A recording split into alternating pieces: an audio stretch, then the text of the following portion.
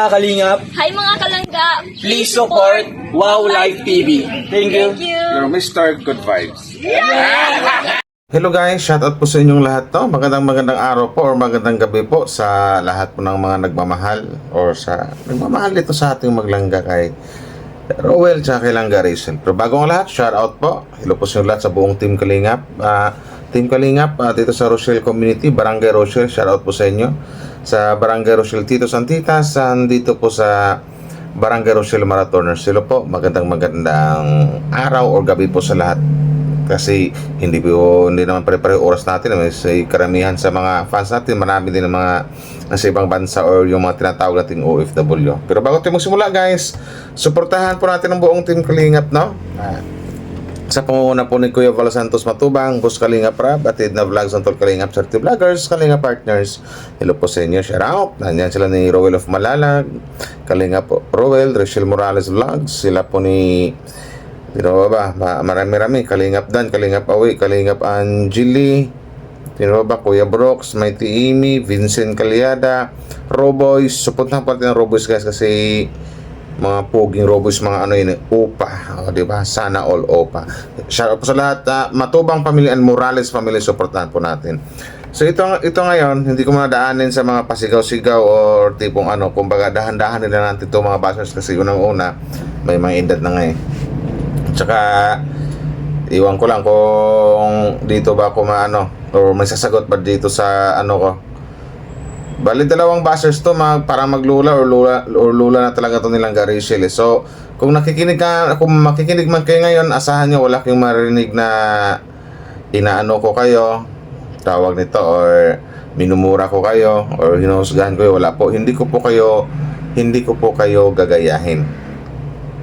Shoutout lang po kay Ate Dutis Chavinya. Hello po sa inyo, no? Kasi ikaw ate, marami ng comment dito na mga comment mong masasama. Hindi lang po isa o dalawa, marami na po mga comment nyo talagang ayaw mo or talagang binabash nyo dito. Lalong-lalo silang Rachel, binabash mo talaga. Kumbaga ang pangit na pinagsasabi mo. So mapahid ko lang sa'yo ate, no? Huwag mo na lang kasing panoorin. Huwag mo na lang panoorin kung nagagalit ka sa maglangga, lalong-lalo kay Langga Rachel, kung naiinggit ka sa mga lambingan ng dalawa. Kasi dito, comment mo dito, ano ba yan?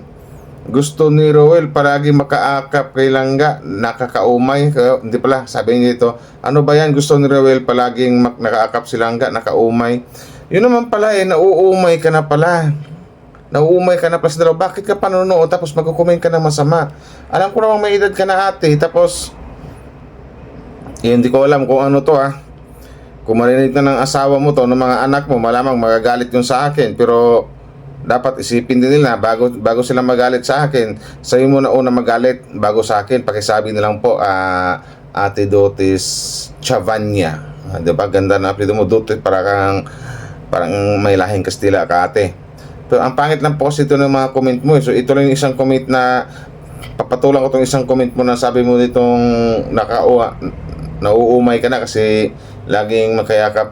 Gusto ni Rowel palaging kayakap si Langga. Pag minsan ang binabasa mo si Langga Rachel, sabihin mo ganito, ganyan, magbago ka, ito, ganyan, ano ba yan? Ang dami mong reklamo sa dalawa talaga, di ba?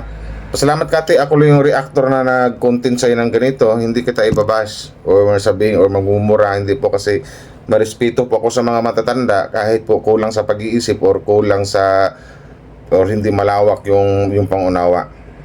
Respetuhin ang yung mga matatanda. So ate, no, iwag ka masaktan sa sabihin ko, pero bagay lang din yung sa'yo ate Dotes. Alam ko naman may mga apo ka na, may mga anak. Dapat kasi hindi, alam mo ate, hindi na bagay ito sabihin sa'yo kasi alam mo na to Ako nga parang anak mo na din ako pero parang gaya ng nasabi ko before, parang na-content na kita before isipin ko lang o balikan ko yung mga upload ko sa mga basher. Parang na-content na kita before kasi ang tinitingnan ko dito yung profile pic mo na parang buong pamilya kayo magkasama. Ang Ate Dotis or Dotis Chavinya. So wag naman po sanang ganun ate. Kasi may mga apo ka naman, may mga anak ka, doon ka na mag-focus. Kung pangit kasi ng dating na manonood ka sa Rochelle, Rowel sa Langga Rachel, tapos yung mga comment po puro negative, hindi na po nababagay sa edad nyo ate. or mami, ate, bataw manang, ano ba tawag sa inyo, ali, lula. Kasi may edad ka na po eh. Hindi po nababagay sa inyo kasi may mga edad na po kayo. May mga anak na kayo, may mga apo na kayo. Tapos dito, ang binabas nyo, parang mga apo nyo or parang mga anak nyo niya. Di ba po? So, pag-isip-isipan po nyo, mag-isip-isip po muna kayo bago kayo magsalita ng ganyan. Kasi marami po kayong mga kalaban eh. Kasi, so comment kasi to, social media to. Pinapahiya mo yung dalawang bata dito sa Sokmed na wala namang ginawang masama. Anong mali po sa pagyakap? Hindi naman silang lagi nakayakap. Sa live, minsan-minsan nagkukulitan, nagkatawanan. Bakit yung ba ang dami yung nagagalit pagdating sa mga ganyan pag laging ginagawa ng maglangga? Huwag naman po sana gano'n natin. Lawakan po natin yung pag-iisip natin. Kung gusto mo palang hindi makakita ng ganyan, huwag ka na lang po mag-YouTube, manood ka na lang ng TV, manood ka ng Showtime, or magbasa ka ng mga Bible. Gano'n na lang po, para naman kahit papano, kita mo po ako ng po sa'yo, para naman po kahit papano, mabas-bawasan yung mga kasalanan mo, Ate Dotis Chavanya. Ang ganda pa ng apelyido mo eh, no? Oh. Dotis Chavinya, pero parang Chavanya, o di ba? Chavinya. Kasi ang pakita ko dito, ano ba yan? Gusto ni Ruel palaging makaakap kay Langga na naumay ka na pala eh. Alam mo ate, pwede kong dugtungan ng mura yan eh, pero hindi ko nagagawin. May edad ka na eh. Magka-minus point pa ko dun sa heaven, dun sa langit. Ruel palaging makaakap kay Langga. Ano ba yan? Gusto ni Ruel palaging makaakap kay Langga, nakaumay. Alam mo ate, para kang ano eh, ikaw yung matanda na kailangan pa ng sakit ka sa ulo. Na hindi sakit sa ulo na nakakasakit lang yung ulo kasi iniisip ko dumating ka sa ganyang edad tapos ganyan ping ugali nyo. Ba? Dumating ka sa ganyang edad pero ganyan pa rin yung mga komento nyo. Dumating ka sa ganyang edad pero bakit ganyan ang mga asal nyo? Bakit ganyan ang mga ugali nyo? Ang papangit ng ugali nyo. Sana po ate hindi po magmana yung mga anak at saka apo mo dyan sa ugali mo. Sana po wag po magmana sa inyo. Yun na lang po. Magsimba-simba na lang po kayo. Wag na kayo mag-YouTube kung kasi parang pinapahirapan nyo lang sarili nyo eh. Nag-YouTube kayo tapos nagagalit kayo or nababad trip kayo sa mga napapanood nyo. Yun din ang malaking question mark doon eh, or malaking tandang pananong sa inyo. Ayaw nyo pala sa mga tao na yan. Ayaw nyo pala sa maglangga na yan. Ayaw nyo pala sa idol namin. Bakit nanonood kayo?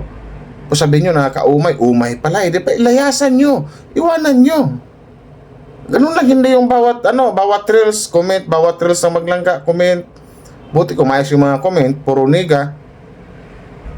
Kung medyo bata-bata lang kaya, ma'am, Ali, o manang, tawag ko sa inyo. Kung medyo bata-bata lang kayo, baka, iwan ko lang, baka masasama na yung mga nasasabi ko ngayon. Pero, may edad na po kasi kayo eh. Magdahan-dahan na po sa pananalita. Hindi ka na po dapat pangaralan eh. Hindi ka na po dapat pangaralan, paliwanagan kung ano yung tama at kung ano yung mali, Ma'am Dotis Chavinya. Kasi alam nyo na yan eh. Shout out sa mga anak ni Ate Dotis or mga apo dyan sa asawa niya. Hindi ko po binabastos yung nanay nyo or yung lola nyo. Pinagsabihan ko lang po kasi maling-mali na po yung ginagawa niya. Palagi na lang commit ganyan. Lagi napapansin yung dalawa. Galit na galit pala yung nanay nyo o yung lola nyo dito sa dalawa. Ang tanong ko lang din, bakit nanonood siya lagi? Bakit binubuksan niya lagi? Huwag na siyang manood siya ng ibang love team o manood ng mga balita o magbasa ng Bible. Yan po gawin. Pagkasabi na lang po sa nanay nyo o sa mami nyo kay Ate Dotis Chavenya. Yun na lang po. Huwag nyo na pong hintayin na mayroon pang makapagsalita sa inyo ng masama na hindi nyo magugustuhan. Yun na lang po. Nag-alala lang din po ko sa inyo. Baka makatagpo kinang nako po, hindi ko na maano ngayon. Baka makatagpo ng ibang taong makakaharap nyo talaga. Naumay na pala kayo. Bakit nanonood kayo kay Langga? Huwag na kayo Parang kapatid mo rin to si Ate Hanilyn Ferrer. Shoutout sa Ate Hanilin Ferrer. O bakit ganyan din yung comment mo? May edad ka din. Parang anak mo na si Langga Rachel. Pero ang comment mo ito, walang alam, puro pa-cute. Okay na yan, ate. Kung magpa-cute, kung cute naman talaga. Cute naman talaga si Langga Rachel. Hindi lang cute, maganda pa. Hindi lang maganda, cute pa. So may rason siya kung bakit siya magpa-cute. Ang tanong lang dito, bakit ka nagagalit kung magpa-cute siya? Hindi ba nababagay sa pagmumukha mo, Ate Hanilin Ferrer, kung ikaw mismo sa sarili mo ang magpapakyot? Nakakamagawa kung cute talaga si Langga Rachel, cute at maganda, wala ka na magawa doon. Iyan yung pagmumukha niya eh. Pero wag mo nang sabihin na walang alam. Puro lang pakyot yung walang alam. Sigurado ka si Langga Rachel, walang alam. Baka mag-usap kayong dalawa, mapanganga ka na lang. Baka sabihin mo ito yung bata na maraming alam na sa buhay, matured na mag-isip, alam na yung tama, alam yung mali. Hindi kagaya sa inyo, lalong-lalo ka na Ate Hanilin tsaka kay Ate Dotes, mga matatanda na kayo, pero parang wala pa kayong alam sa buhay na pwedeng sabihin na parang kulang kaysa disiplina ng magulang. Ang sukip na silang Rachel eh. Sabihin mo dito walang alam, puro pakyot. At least cute, at least maganda. May basihan, may sapat na basihan kung bakit magpa-cute siya. Kung yan pong iniisip nyo, kung nagpapakyut lang silang Rachel, walang problema. Talagang cute silang Rachel, maganda. Ang problema, ang nanay Hanilin Ferrer, subukan mo na kayong ikaw ang magpakyut.